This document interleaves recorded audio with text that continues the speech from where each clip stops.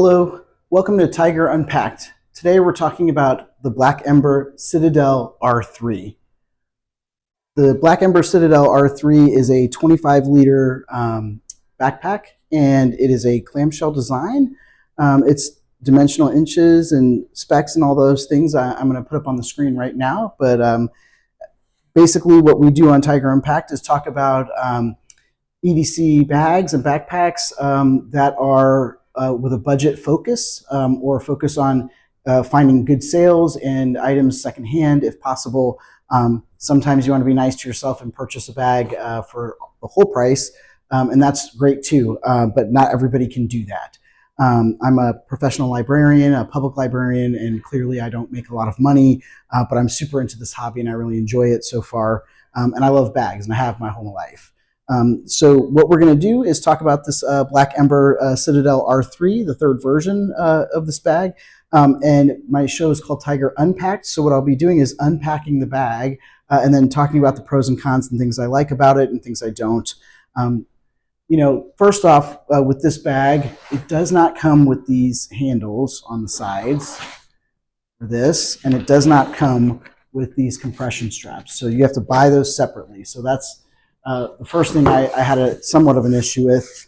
But the exterior of this bag, you can see that there are AquaGuard zippers here. We've got some nice laser cut Hypo-On zipper pulls that say Black Ember on them. All of the hardware on here is anodized aluminum, so it's like aircraft grade or military grade. And they have Black Ember's logo on there. The bag, the material is super nice. This is one of the nicest bags I've ever owned in my life. And it's this, basically it's, I'll edit that out, I hope. But yeah, so Black Ember, it's based in California. They're famous, or if you want to say infamous, for their Forge 20 to 30 liter expandable 3-in-1 briefcase. They're known for over-engineering their bags and packs, but they're also known for looking really nice. And so that's part of why I'm interested in this. I like to have a certain style. The back panel, it has plenty of padding for your comfort. There's a luggage pass-through back here, which is really nice. And it's not super noticeable right off the bat. There's a nice channel in here for airflow. This did come with the bag, so we've got the sternum strap here. It's all the hardware is a Fidlock. They've got some nice strap keepers here. The bag is really great. One of the issues I've had with the bag so far as a shorter person is these strap keepers that it comes with don't really do much for me because I have to cinch the bag up pretty tight to get it to work correctly. So I end up having to twirl the strap around quite a bit.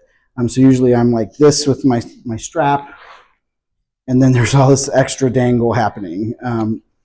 The other thing I found with these straps that I don't really care for is that they will loosen on their own. So it's kind of a nitpick there, but at this price point, the bag is, I believe, $279 is the MSRP on the bag. So that's not nothing, where you get what you pay for, and hopefully you would get something that, has better straps for the most part. So really, some of my favorite parts of the bag and things that I like have to do with the front part. This front pocket is really nice. It's got a lot of room in it. Put my hand in there. I've got my alpaca hub case in there, so I'll set that down. I don't really have much else in there, but when the bag is not packed out, there's quite a generous amount of room in that pocket. This is their quick access pocket, but really it's just kind of a front pocket. I've got Topo Designs micro bag here with some medicine and things like that. Got my trusty Ridge wallet. I've had this for 2 to 3 years. I think about 3 years now, and it's never given me a problem. They have a really, really nice magnetic key tether here. I find it to work really well. The only issue I have with all these bags and their magnetic key tethers is I have multiple ones on the same keychain, so it can be a problem sometimes. Yeah, it works really well. The inside of this pocket has a divider, which sometimes I really don't care for, but with this bag, I think it works really well. Oh, here's my external hard drive, or SSD, actually. Zippers are amazing. They're not slow at all. And next we'll go to opening the main section.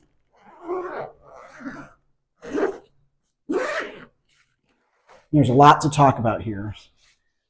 So this is everything I could fit in the main part of the bag, and it doesn't really look that big. So it's not super, the depth is not really great. So that's about it. And there's not a lot on the other side on the top end. You can fit some things in there and smush it down and get it to go, but it can be a lot. So here I've got Evergood's Cap 2. I use this mostly as a desk caddy. I find that this is kind of large to go in my bags, but it works very well. It's designed clearly innovative design. So yeah, and then we have the Alpaca Elements Tech Case Max. This is a great little thing. I don't use it as a tech case per se. I've got some things in here, charger. I've got my Ambernic RG35 XXH, so that just means it's horizontal. It's a great little machine. I really like it so far. It's a super nice tech case. I use this also as a sling, so you can see all these attachment points. If I have a meeting or something I need to go to and I want to have my hands free, I use this as a sling most of the time. I've got 2 Evergood's Cap 1s here. This Cap 1 right now lately is being used for electronic stuff. There's another keychain in there. Got a couple, all my cords are in there. It works really nicely. The only issue I see with these things is they're not super padded, so if you're putting electronics in there, just kind of be mindful of that. Here's my other Cap 1. This one is like basically a glorified pencil case. Got all my markers and all my things I like, Post-it notes, that sort of thing. The dividers in here kind of sold me on these, and I like that they can expand and they can leave a very small footprint in your bag, which is really quite lovely. The other thing they have in this back section, if you had like a notebook or some magazines or things like that, you could easily, store them here. I've done that quite a bit when I have my planner. So there's this is made of Cordura Recore. It is a sort of, they're known for working with this. And then I'm going to turn the bag around now. Well, here's the laptop. There's a laptop. It's ginormous. You can definitely fit the largest. You could fit up to a 16-inch is what it says, but you could, in theory, fit a larger computer in there, no problem. Any of my smaller 13-inch computer, it just swallows it whole. And I don't actually use the laptop section very much. I'm going to flip the bag around because this is another thing I really like about the bag. So this area is really interesting organization. So there's quite a lot happening. So right here, there's a magnetic tablet case. So you can put your tablet in there. Right now I've got my iPad mini, which is totally small, but if you had like a larger tablet, that would fit in there just fine. And then they've got a zippered pocket also. What do I have in here? Got another Topo Designs micro accessory bag. That one's got my little microphones in there, but it goes down quite a ways, right about to here. Then there's another slip pocket. I love this pocket. You just throw your notebook right in there, take it right out. It's a Moleskine weekly planner that I've got. I use it all the time. Here's my work badge, my library badge, that over there. And then this is really nice if you had like a jacket. The zipper only goes halfway down. I've got a library book in there, The Riddler, DC Comics all the way.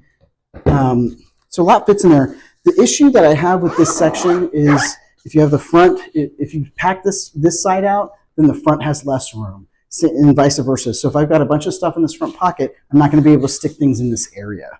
But overall, the bag works very well.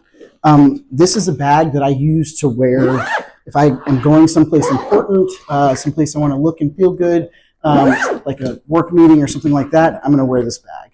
Also, it is 25 liters, or it's rated at 25 liters, and I will say it feels like a smaller bag than that. But it actually, you can fill quite a bit into it. So when I first got the bag, I almost returned it because I didn't I was like, this is small. It doesn't look like it can fit anything. And as I've had it and kept it and worked with it, it looks quite small. The depth is much smaller than something like the CPL 24 from Evergoods. That's a huge bag, or it feels huge because it's built to be boxy and leader independent.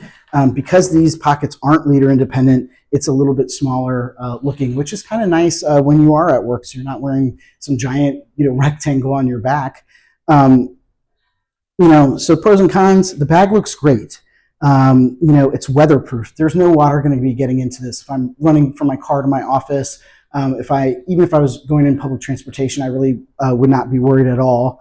There's AquaGuard zips. These front pockets, like now that there's nothing in there, you can see just how large this pocket can get. It's really nice. So I like to be able to have stuff in there and easy to get to. And I actually really like this quick access pocket as well. Even though I wish, I kind of like it when the pockets are back here in the back of the backpack, so I can put my wallet back there. This would be a little bit easy.